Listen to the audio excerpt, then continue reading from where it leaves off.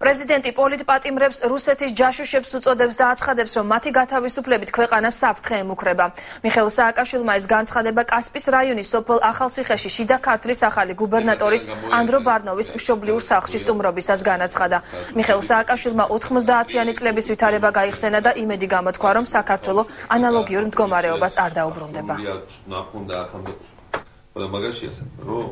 დღეს ახალმა მთავრობამ გაუშვა რუსეთის ჯაშუშები რაოდენობით გარეთ. მოვისმენთ.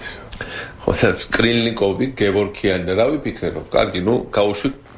პრინციპში თავმოყარი ქვეყანა ამას არ აკეთებს. მაგრამ არის რამდენიმე ადამიანი, რომელიც როგორც საქართველოს ზვერავი, ასე გაასამართლებს რუსებმა.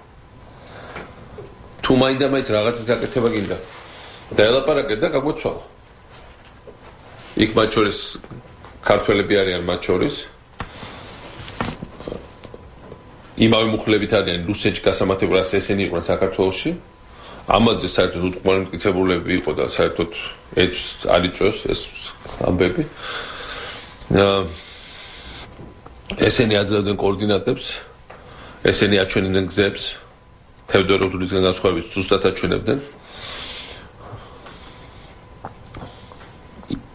იმაში მაინც გაგვეცვალა, მე ამაზე ბევრს ვფიქრობ, იმიტომ რომ ეს ეხლა ესეთი ისაა, რომ რა კარგია ხალხი გავიდა გარეთ. მეც გამიხარდებოდა, მაგრამ მეორე მხრივ ზუსტად ვიცი ამის შემდეგ რა შეიძლება მოხდეს.